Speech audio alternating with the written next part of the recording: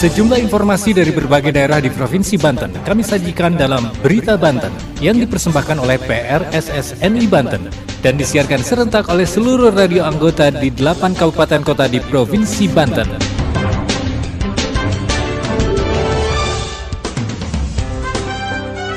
Apa kabar pendengar? Anda kembali bersama kami di Berita Banten PRSSNI Banten edisi Selasa 31 Oktober 2023. Sejumlah informasi dari berbagai wilayah di Provinsi Banten kami hadirkan kembali untuk Anda yang disiarkan serentak oleh seluruh radio anggota di 8 kabupaten kota di Provinsi Banten.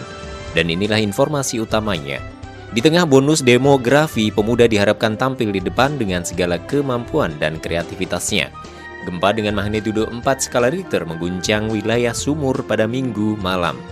Wakil Wali Kota Cilegon resmikan Taman Bacaan Masyarakat Bening Tiara Al-Asdiqoh di Kelurahan Randa Kari. Bersama saya Saif Anwar, inilah Berita Banten selengkapnya.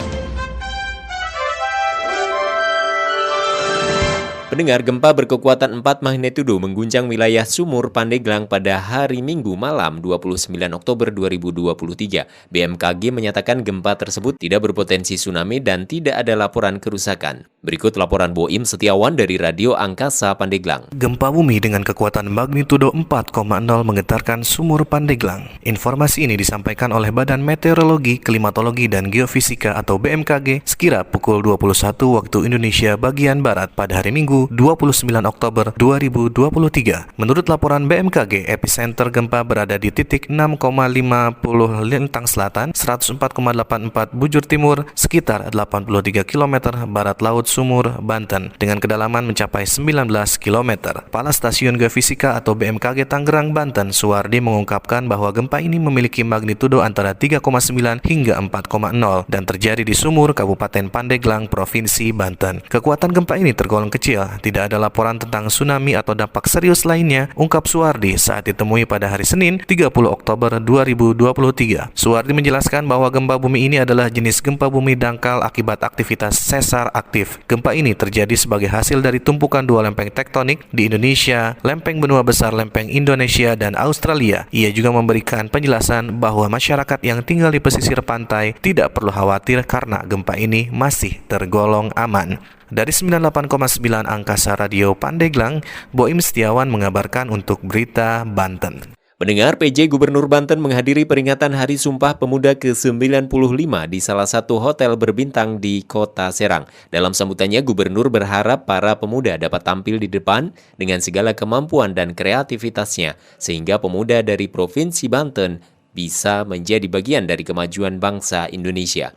Berikut laporan Mila dari Hot Radio Serang. Pemuda memiliki posisi yang strategis dalam pembangunan daerah maupun nasional, sehingga diharapkan dapat terus mengembangkan kemampuan dan kreativitasnya. Hal ini disampaikan oleh penjabat Gubernur Banten Al-Muktabar usai menghadiri peringatan Hari Sumpah Pemuda di Hotel Berbintang di Kota Serang, 28 Oktober 2023.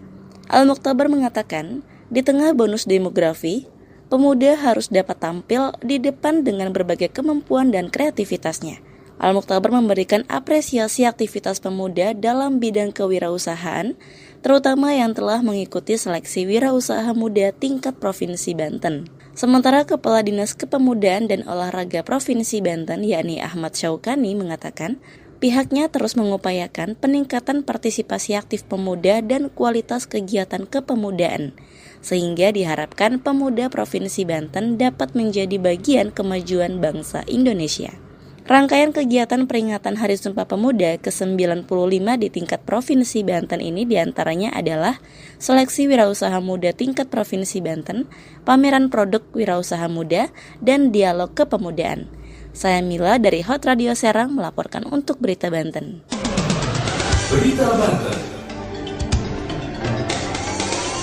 Anda masih bersama kami di Berita Banten PRSSNI Banten. Pendengar, Wakil Wali Kota Cilegon Sanuji Pentamarta meresmikan Taman Bacaan Masyarakat Bening Tiara yang dibangun di halaman Masjid Al-Asdiqoh di Kelurahan Randakari, Kecamatan Ciwandan, Kota Cilegon. Sanuji berharap dengan adanya taman bacaan di halaman masjid semakin menarik minat masyarakat untuk datang ke masjid. Berikut laporan Risa Anissa dari Radio Kiss FM Cilegon. Wakil Wali Kota Cilegon Sanuji Pentamarta meresmikan Taman Bacaan Masyarakat atau TBM Bening Tiara Al-Asdiqoh di Masjid Al-Asdiqo Kelurahan Randakari, Kecamatan Ciwandan pada Minggu 29 Oktober 2023. Dalam kesempatan itu, Sanuji memberikan apresiasi kepada Yayasan Bening Tiara yang telah memfasilitasi taman baca di masjid tersebut.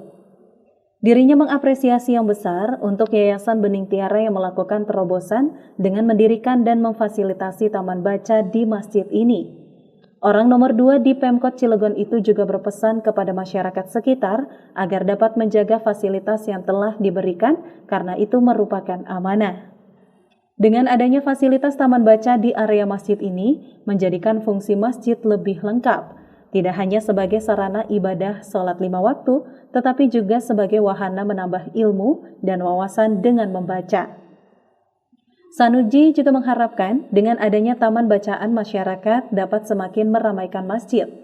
Diharapkan kehadiran taman baca di masjid ini nantinya akan semakin banyak, semakin ramai warga yang datang ke Masjid Al-Asdiqo. Karena selain menjadi tempat ibadah, juga dapat menjadi tempat mendapatkan ilmu. Sementara itu, Ketua Yayasan Bening Wahyu Mulyani menyampaikan tujuan dibentuknya Taman Baca Masyarakat di Randakari ini untuk menarik minat anak untuk datang ke masjid. Saya Riza Aniza dari KIS FM Cilegon mengabarkan untuk Berita Banten. Demikian sejumlah informasi yang telah kami sajikan di Berita Banten kali ini. Saya Saif Anwar, sampai jumpa. Terima kasih Anda telah mendengarkan Berita Banten yang dipersembahkan oleh PRSSNI Banten.